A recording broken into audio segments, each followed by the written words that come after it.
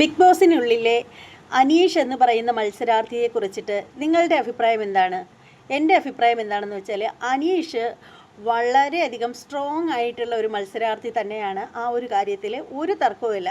പുള്ളിക്കാരൻ ബിഗ് ബോസിൻ്റെ അന്ന് തന്നെ വീട്ടിനുള്ളിൽ കടന്നതിൻ്റെ അന്ന് തന്നെ പുള്ളിക്കാരൻ ഗെയിം തുടങ്ങിക്കഴിഞ്ഞിരുന്നു. പക്ഷേ അങ്ങേരുടെ ഗെയിമിൻ്റെ ഒരു പ്രത്യേകത എന്ന് പറഞ്ഞാൽ ഒരു കാര്യം തന്നെ 1000 വട്ടം ഇങ്ങനെ പറഞ്ഞുകൊണ്ടേയിരിക്കും, മറ്റുള്ളവരെ പ്രൊവോക്ക് ചെയ്തുകൊണ്ടേയിരിക്കും. എന്നാൽ മറ്റുള്ളവർ പ്രൊവോക്ക് ചെയ്തതിന് ശേഷം പുള്ളിക്കാരൻ വളരെയധികം നിശബ്ദത പാലിക്കും. പിന്നീട് ആരെന്ത് പറഞ്ഞാലും പുള്ളിക്കാരൻ ആത്മസംയമനം പാലിക്കുന്നതിൽ മിടുക്കൻ തന്നെയാണ്. ഇത്രയധികം കൂട്ടത്തോടെ എല്ലാവരും ആക്രമിച്ചു കഴിഞ്ഞാലും മിണ്ടാണ്ട് ഒരു മൂലയിൽ കല്ല് പോലെ ഇരിക്കും, അല്ലെങ്കിൽ കല്ല് പോലെ നടക്കും. അതാണ് പുള്ളിക്കാരൻ എന്ന് പറയുന്നത്. എന്നാൽ കഴിഞ്ഞ വീക്കിന് ലാലേട്ടൻ വന്നിട്ട് കുറച്ച് കുറ്റങ്ങളൊക്കെ പറഞ്ഞു, കുറച്ച് കാര്യങ്ങളൊക്കെ പറഞ്ഞതിന് ശേഷം പുള്ളിക്കാരൻ വളരെയധികം നിശബ്ദനായതുപോലെയാണ് എനിക്ക് ഫീൽ ചെയ്തത്. പുള്ളിക്കാരൻ്റെ ഗെയിം എവിടെയോ മറന്നു പോയതുപോലെ തോന്നുന്നു. പുള്ളിക്കാരൻ വാ തുറക്കുന്നില്ല.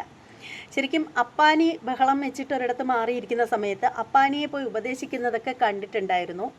ഒന്നും പറയരുത്, ഒന്നും മിണ്ടണ്ട, ശ്രദ്ധിക്കണ്ട എന്നൊക്കെ പറഞ്ഞിട്ട് പുള്ളിക്കാരൻ നല്ല രീതിയിൽ ഉപദേശമൊക്കെ കൊടുക്കുന്നത് കണ്ടിട്ടുണ്ടായിരുന്നു. പക്ഷേ ഇപ്പോൾ പുള്ളി ഒരുപാട് അങ്ങ് ഒതുങ്ങുന്നത് പോലെ ഒതുങ്ങിപ്പോയി.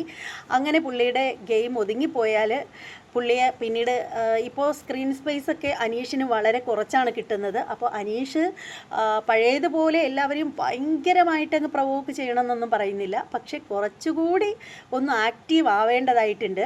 അല്ലെന്നുണ്ടെങ്കിൽ ഇനി എനിക്ക് തോന്നുന്നു അനീഷിനെ ഇനി ലാലേട്ടൻ തന്നെ വന്നിട്ട് ആക്റ്റീവ് ആക്കാൻ പറഞ്ഞാലേ ആവോളെന്ന് തോന്നുന്നു.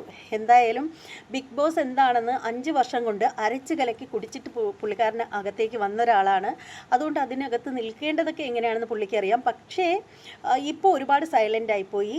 അതൊരു രസമില്ല. കുറച്ചുകൂടിയൊക്കെ ആക്റ്റീവ് ആവണം. എന്നാൽ മാത്രമേ ഗെയിമിലേക്ക് കാണാനൊരു ഇൻട്രസ്റ്റ് ഉണ്ടാവുള്ളൂ.